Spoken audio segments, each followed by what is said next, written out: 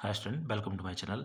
तो आज हम स्टार्ट करेंगे जो हमारा 10th चैप्टर है, लाइट के बारे में। ठीक है, तो सबसे पहले तो देखो लाइट क्या होती है। तो अगर हम लाइट की, जैसे सभी लोगों को पता है कि ये क्या है, एक फॉर्म ऑफ एनर्जी है जिसका मेन सोर्स हमारे पास सन है। तो अगर इसकी डेफिनेशन की हम बात करें तो डेफिनेशन हो जाएगी light is a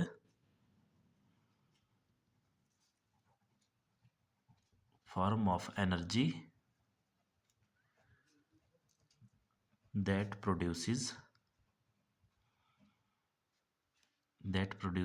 in us that produce in us the sensation of sight। ठीक है, जिसकी हेल्प से मतलब हम क्या कर सकते हैं, देख सकते हैं। सिंपल बोल सकते हैं आपकी that enable us to see the object.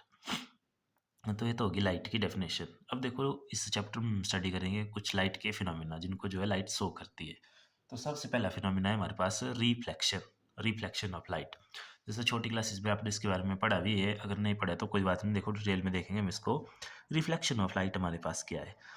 तो रिफ्लेक्शन ऑफ लाइट बोलती है कि जैसे मान लो कोई हमारे पास सरफेस है, ठीक है, पॉलिश सरफेस है, मतलब बिल्कुल प्लेन सरफेस है और बिल्कुल पॉलिश, इस वजह से पेंट वगैरह हुआ है, या बिल्कुल प्लेन सरफेस। जैसे आप इसको ऐसे मान सकते हैं कि कोई एल्युमिनियम का सरफेस है, ठीक है, एल्युमिनियम स्टील का सरफेस है, या फिर कोई दीवार है जिसमें बिल्कुल पॉलिश्ड है और बिल्कुल प्लेन।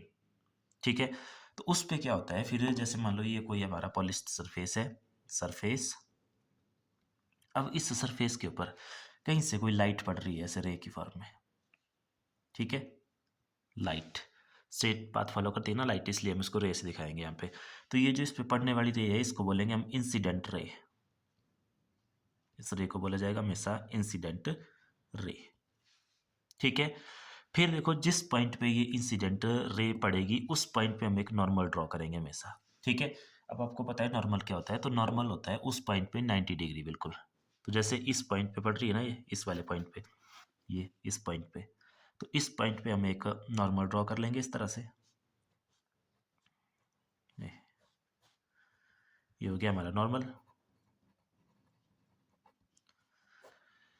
अब देखो, अगर आपने ये प्रैक्टिकली भी ऑब्जर्व किया है कि जब भी लाइट जो है किसी इस तरह के पॉलिश सरफेस या चमकीले सरफेस पे पड़ती है तो वो लाइट क्या होती है, उसी साइड वापस हो जाती है ना, बाउंस बैक, जिसको हम रिफ्लेक्ट होना बोलते हैं लाइट का। तो वैसे ही सेम प्रोसेस इसमें होगा कि जैसे कोई लाइट आएगी, देखो उस पर्टिकुलर पॉइंट पे जिस पे एक नॉर्मल फिर हमने ड्रॉ किया, फिर ये आने वाली लाइट भी नॉर्मल के साथ एक एंगल बनाएगी। और ये एंगल लेना हमेशा नॉर्मल के साथ, ये नॉर्मल है ना यहाँ पे, इसके साथ बनेगा एंगल। इसको बोलते हैं हम एंगल आई। एंगल आई है हमारे पास यहाँ पे इंसिडेंट एंगल। ठीक है, ये कौन सा एंगल है हमारे पास, इंसिडेंट एंगल, इंसिडेंट एंगल। ठीक है, फिर अब इसने वापिस होना है, रिफ्लेक्ट बैक होना है। तो ये रिफ्लेक्ट बैक किस तरह से होती है, तो ये रिफ्लेक्ट बैक जब होती है तो यहाँ पे देखो इसको लॉज ऑफ रिफ्लेक्शन भी बोलते हैं कि हर टाइम ऐसे रिफ्लेक्ट होगी कि जितना एंगल इसने नॉर्मल के साथ बनाया हुआ है ना आती बार, उतना ही ये जाती बार भी बनाएगी, और वापिस होगी हमेशा इस ऐसे, इस तरह से वापिस। और यहाँ पे जितना इसने आती बार बनाया था आई, तो वापस रिफ्लेक्ट के टाइम भी ये एंगल बनाएगी यहाँ पे आर, और ये आई एंगल हमेशा आर एंगल के इक्वल होगा।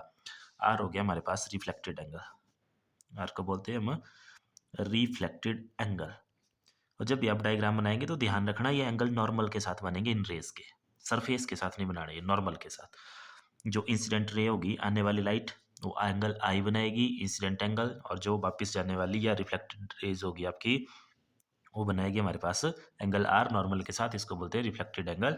और ये जो वापस जाने वाली रे है इसको बोलते हैं हम रिफ्लेक्टेड रे, रिफ्लेक्टेड रे। ठीक है, तो ये हमारे पास रिफ्लेक्शन ऑफ लाइट। अब अगर इसको हम डिफाइन करना चाहें तो इसकी डेफिनेशन हम कुछ इस तरह से लिख सकते हैं। तो देखो इसकी डेफिनेशन हम सिंपल लिख सकते हैं कि when light strike a polished surface it will get back in the same medium. कि जब भी किसी पॉलिश्ड सरफेस से इस तरह से लाइट टकराएगी तो वापस उसी मीडियम में वापस हो जाएगी, या उसी साइड भी आप इसको लिख सकते हैं सिंपल। ठीक है, अब उसके बाद है कुछ लॉज जो यहाँ पे फॉलो होते हैं। तो इसके बाद देखेंगे हम लॉज ऑफ रिफ्लेक्शन। तो देखो लॉज ऑफ रिफ्लेक्शन क्या है हमारे पास, लॉज ऑफ रिफ्लेक्शन, ये इंपॉर्टेंट टॉपिक है, पेपर में भी पूछा जाता है लॉज ऑफ रिफ्लेक्शन। तो जब भी आपसे लॉज ऑफ रिफ्लेक्शन पूछा जाए सबसे पहले आपने ये डायग्राम बनानी है। ठीक है, अब देखो लॉज ऑफ रिफ्लेक्शन में हमारे पास बिल्कुल सिंपल है। इसमें फर्स्ट लॉ है हमारे पास कि ये जो एंगल ऑफ इंसिडेंस है जो मैंने आपको यहाँ पे बताया, एंगल ऑफ इंसिडेंस या इंसिडेंट एंगल, ये किसके इक्वल होगा? रिफ्लेक्टेड एंगल के इक्वल। तो फर्स्ट लॉ भी इसका यही है कि the angle of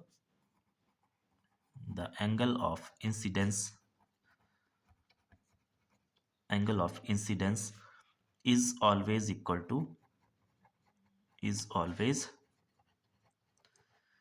to angle of reflection,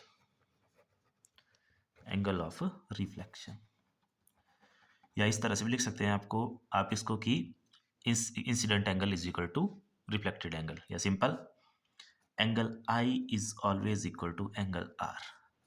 ठीक है, इस तरह से लिखना आपने, पहले इसको पूरा ऐसे डिफाइन करके फिर इसको शॉर्ट फॉर्म में। ठीक है, और सेकंड लॉ क्या बोलता है? देखो, सेकंड लॉ बोलता है कि जो आपकी इंसिडेंट रे है और सेकंड नॉर्मल है और थर्ड रिफ्लेक्टेड रे है, इनको लेके ये लॉ है। तो ये बोलता है कि incident ray, normal and reflected रे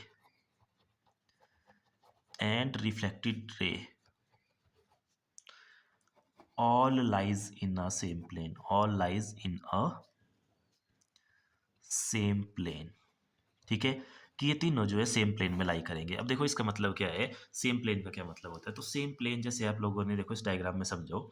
अब जैसे मान लो ये सरफेस आपका इस तरह से है, ये मान लो इस तरह से भी तो सरफेस हो सकता है, इस तरह से ये कोई सरफेस है ना।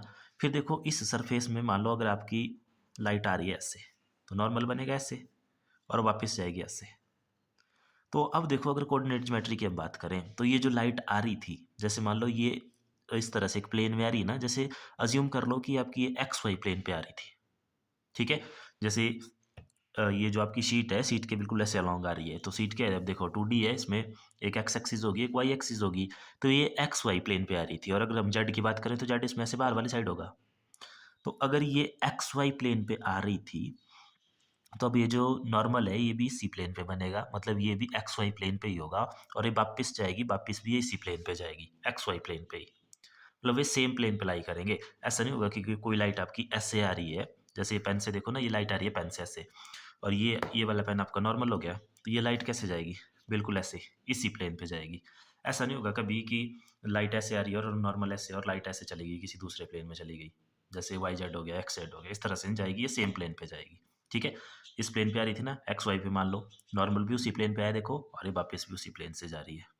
ठीक है, तो ये थे इसके लॉज ऑफ रिफ्लेक्शन। तो देखो सिंपल से लॉज हैं कि angle of incidence is always equal to angle of reflection, angle i is equal to r, and incident ray, normal and reflected ray all lies in a same plane. Important topic है, तो ये आपने कर लेना, फिर इसके आगे देखेंगे हम और रिफ्लेक्शन के बारे में। ठीक है, और देखो जो रिफ्लेक्शन को हम डेली ऑब्जर्व करते हैं, अगर पॉलिश सरफेस पे ना दिख रही हो कहीं आपको, तो जैसे मिरर लगा होता है घर में, मिरर में आप देखो लाइट, कोई भी लाइट उसमें पड़ती है वो वापस उसी साइड आ जाती है। ठीक है, इसको आप ट्राई कर सकते हैं, जैसे कोई भी लो, जैसे फ्लैश लाइट लो या लेज़र लाइट लो, उसको मिरर पे जब आप मिरर की साइड उसको करेंगे, तो जब जैसे मिरर से स्ट्राइक होगी वो वापस आ जाएगी दूसरी साइड, जिसको आप एक मतलब रूम में ऑब्जर्व कर सकते हैं। ठीक है, तो ये था रिफ्लेक्शन ऑफ लाइट, बाकी देखेंगे हम नेक्स्ट वीडियो में। Thank you.